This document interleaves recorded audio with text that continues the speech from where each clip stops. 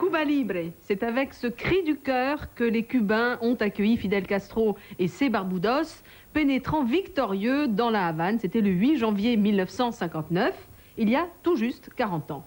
La révolution pleine d'enthousiasme et de promesses démocratiques suscite alors un immense espoir et tout le monde célèbre la fuite à l'étranger du sinistre président Batista, détesté par la majorité des Cubains. Sous l'empire de Batista, au pouvoir depuis 1952, Cuba est devenue une sorte de colonie américaine. Les Américains possèdent des concessions sur 90% des mines, ils sont propriétaires de 50% des terres et contrôlent les 3/4 des importations et des exportations cubaines. La Havane est une sorte de Monte-Carlo où prospèrent les plaisirs interdits dans l'Amérique conservatrice des années 50. Plus de 10 000 prostituées travaillent à la Havane et chaque année, 200 à 300 000 Américains viennent s'encanailler à Cuba. Il y en a pour tous les goûts. Maisons closes, cabarets, striptease et bien sûr les nombreux casinos tenus par la pègre américaine. La Havane est une ville à la mode. Dans ses somptueux palaces, on y croise des stars de cinéma comme Ava Gardner, Humphrey Bogart ou Errol Flynn. Mais la fête ne profite pas à tout le monde. La majorité des Cubains vit dans une grande pauvreté et presque un quart de la population est analphabète.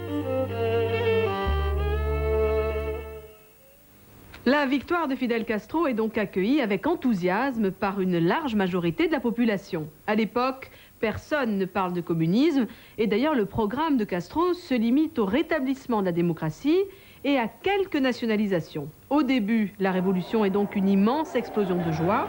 Les Barbudos, conduits par Castro, font une entrée triomphale à la Havane le 8 janvier 1959. Mitraillettes au poing et cigares au bec, la petite équipe de Castro et de Che Guevara s'installe dans une suite du Hilton pour commencer à gouverner. La bourgeoisie cubaine voit plutôt d'un bon œil l'un des leurs accéder au pouvoir. Fidel est avocat, blanc et fils d'une famille aisée de planteurs de canne à sucre. Castro annonce aussitôt une série de réformes très populaires. Les expulsions de locataires sont suspendues et les loyers diminués de moitié. L'eau, l'électricité et le téléphone deviennent gratuits. Castro est alors au sommet de sa popularité et se paie même le luxe d'un petit voyage aux États-Unis au mois d'avril. Il plaisante avec les policiers américains et leur offre des cigares.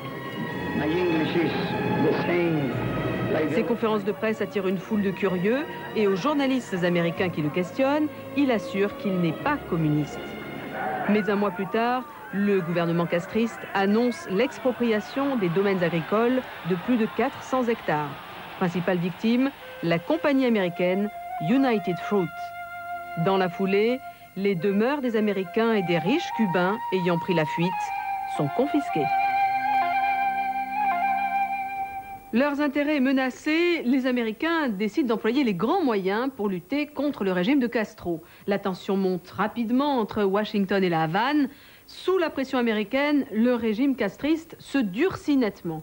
Les élections sont oubliées, Castro se tourne du côté de l'Union soviétique et les choses prennent rapidement une tournure beaucoup plus radicale. Les procès sommaires se multiplient, 5 à 600 complices réels ou supposés de Batista sont envoyés au peloton d'exécution. Le président américain Eisenhower proteste, mais son mécontentement vient surtout de l'absence d'indemnité liée aux nationalisations des grandes propriétés de canne à sucre. Pendant l'été 1960, les Américains frappent un premier coup. Ils annoncent qu'ils n'achèteront plus le sucre cubain.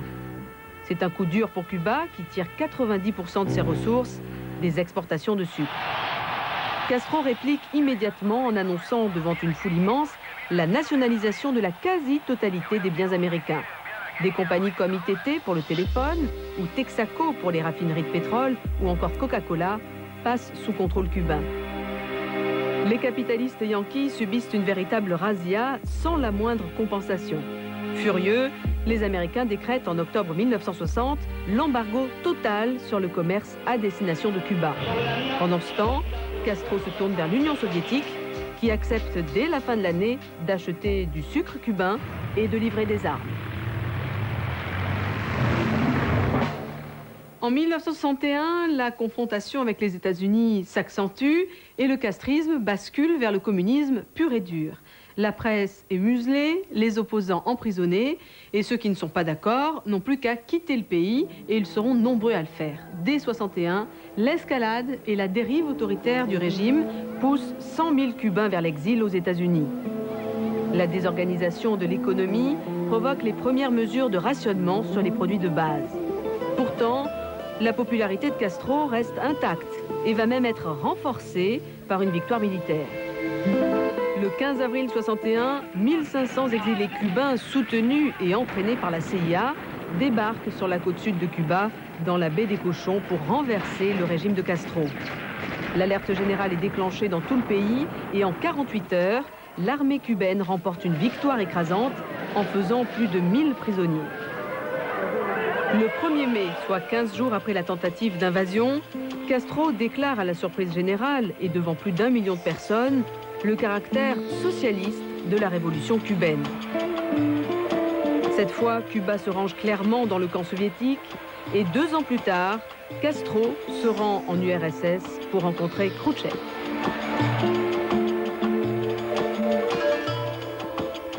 La fête révolutionnaire commencée en janvier 1959 aura été de courte durée. L'enthousiasme des premiers jours a disparu pour laisser place à une dictature. Et aujourd'hui, 40 ans plus tard, Fidel Castro est toujours là, mais il règne sur un pays ruiné qui survit grâce au tourisme et aux capitaux étrangers.